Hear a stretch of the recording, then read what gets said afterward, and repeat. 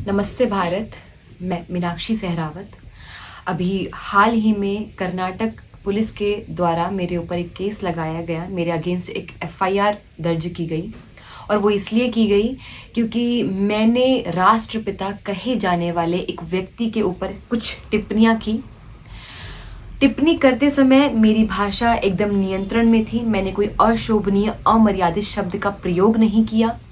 उसके बाद भी मेरे ऊपर एफआईआर हो जाता है क्योंकि मैंने इतिहासकारों के द्वारा प्रमाण और तथ्यों के आधार पर जो कुछ भी ऐतिहासिक पुस्तकों में लिखा जा चुका है वही मैंने अपने शब्दों में जनता तक पहुंचाने का प्रयास किया, इसलिए मेरे ऊपर एफआईआर हो जाता है।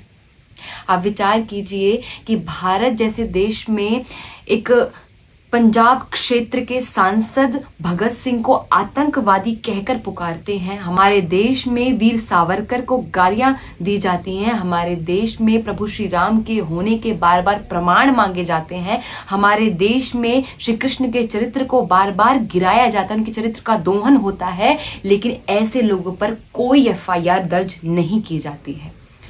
आप विचार कीजिए कि हमारे देश में एक पेंटर जो माता सीता, माता लक्ष्मी और अन्य कई देवियों की नंगी तस्वीरें बनाता है, उसको पद्मश्री और पद्म भूषण से नवाजा जाता है। एफआईआर तो होने से रही। हमारे देश में मदर टेरेसा आती है, हमारे देश की संस्कृति को खराब करती है या कन्वर्जन करती है और उसको भारत रत्न मिल जाता है। अब विचार कीजिए, हमारे देश में जेएनयू जैसी यूनिवर्सिटी में एक व्यक्ति भारत तेरे टुकड़े होंगे जैसे नारे लगाता है और उसके ऊपर कोई कार्यवाही नहीं होती है। क्यों? क्योंकि उसके पास फ्रीडम ऑफ स्पीच है, फ्रीडम ऑफ एक्सप्रेशन है, वो अपनी भावनाओं को व्यक्त कर सकता है। लेकिन मेरे पास ना फ्रीडम ऑफ स्पीच है, ना फ्रीडम ऑफ एक्सप्रेशन है, ना मेरे पास कोई प्रश्न करने का अधिकार है। और ये प्रश्न केवल मेरा नहीं है, मेरे जैसे कई लोगों का है। क्या कि किस दस्तावेज में कहाँ ये लिखा हुआ है कि ये व्यक्ति भारत का राष्ट्रपिता है? ये कहाँ लिखा हुआ? ये प्रश्न कई लोगों का है। आप विचार कीजिए, मेरा केवल इतना कहने पर कि इस माँ भारती का कोई पुत्र तो हो सकता है, कोई सपूत तो हो सकता है, लेकिन माँ भारती का इस राष्ट्र का कोई पिता नहीं हो सकता है, इतना कहने पर मेरे अगेंस्ट एफआईआर हो जाती है। और मैंने देखा कि जब ये केस मेरे ऊपर हुआ तो कई रिपोर्टर्स ने और कई जगह ऐसी हेडलाइंस आई कि नॉर्थ की एक वक्ता ने इस प्रकार का बयान दिया है। हमने कब से अपने आप को इस प्रकार से नॉर्थ और साउथ में बांट लिया? एक बॉर्डर कब हमने खींच दिया? मैं नॉर्थ, साउथ, ईस्ट, वेस्ट नहीं हूं। मैं एक भारत की बेटी हूं।